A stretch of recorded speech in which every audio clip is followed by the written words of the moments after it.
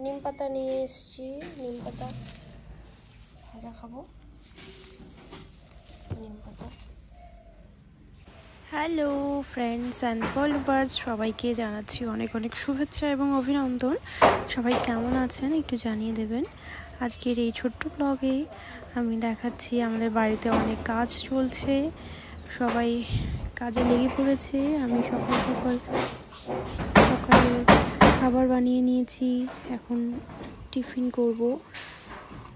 রুটি বানিয়েছি, আলু ভাজা। এরপর আমি দুপুরের খাবার আয়োজন করব। তোমরা কেমন আছো, সুস্থ আছো কিনা জানিয়ে দেবে। আশা করছি সবাই খুব ভালো আছো। লাইভে আসতে পারছি না নেটওয়ার্ক প্রবলেমের জন্য, তোমরা একটু বোঝার চেষ্টা করবে। তো দুপুরের খাবারের মেনুতে রেখেছি আলু পটলের ডালনা, আর হচ্ছে টক আম, কাঁচা আম দিয়ে মুসুর ডাল, আর হচ্ছে ভাত বানাচ্ছি, আর নিম পাতা ভাজা। নিম পাতা খেতে আমার ভীষণ ভালো লাগে। একদম সব রেডি করে নিয়ে রান্নাটা বসিয়ে দিলাম। আজকে তোমরা কি কি খাবার খাচ্ছ, দুপুরে কি খাবার খাচ্ছ জানিয়ে দাও। অনেক লোকজন এসছে, বাড়িতে কাজ হচ্ছে, মিস্ত্রি এসছে। তো আমি কাঁচা আম দিয়ে টক ডাল বানাচ্ছি, মুসুর ডাল। আর এই দিকটায় আমি হচ্ছে পেঁয়াজ ভাজা করে নিচ্ছি, পেঁয়াজ কুচি দিয়ে। ওটাকে পুরো পেঁয়াজটা ভাজা করে নিয়ে এখানে আমি টমেটোগুলো ছেড়ে দেবো।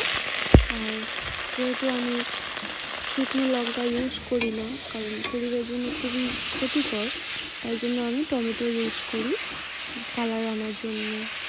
আর রান্নাও খুব টেস্টফুল হয়। ডাল হয়ে গেল প্রায়, আর এদিকে আমার মশলাগুলো রেডি হচ্ছে।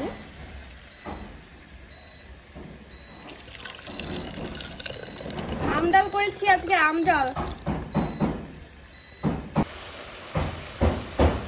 সুন্দর কালার এসছে। মশলা রেডি করে দিয়ে মশলা কষানো হয়ে যাওয়ার পর এখানে আলু পটল ওগুলোকে কিন্তু ভাজা করে রেখেছিলাম, সেটাই এখানে ছেড়ে দিলাম। আমার রান্নার ব্লগগুলো তোমাদের আশা করছি ভালোই লাগবে।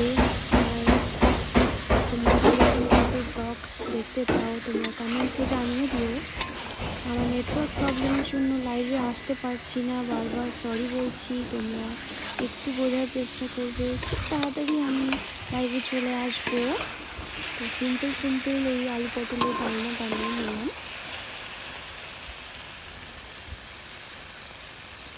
দেখো কালারটা কিন্তু ভালোই হচ্ছে, তাই না? দেখে মনে হবে হয়তো অনেক লঙ্কা গুঁড়ো ইউজ করেছি বা অনেক তেল ইউজ করেছি, কিন্তু একদমই না। আমি যতটা কম তেল ইউজ করা যায় আর লঙ্কা ইউজ না করা যায়, আমি সেটার দিকে সব সময় লক্ষ্য রাখি।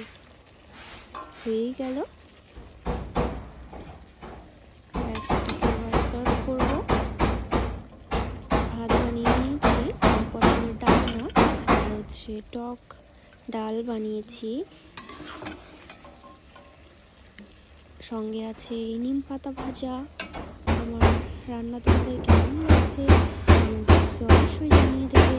এবার বাড়ির কাজ কমপ্লিট হয়ে যাওয়ার পর আমি একটু মাটি আর গোবর নিয়ে নিচ্ছি বাড়িটাকে পরিষ্কার করে মোছার জন্য।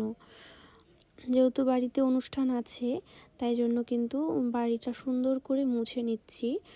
কারণ পুজো পার্বণ থাকলে বাড়িঘর আমাদের সম্পূর্ণ পরিষ্কারভাবে মোছামুছি করতে হয়, সবাই করে থাকি আমরা সেটা, তাই না?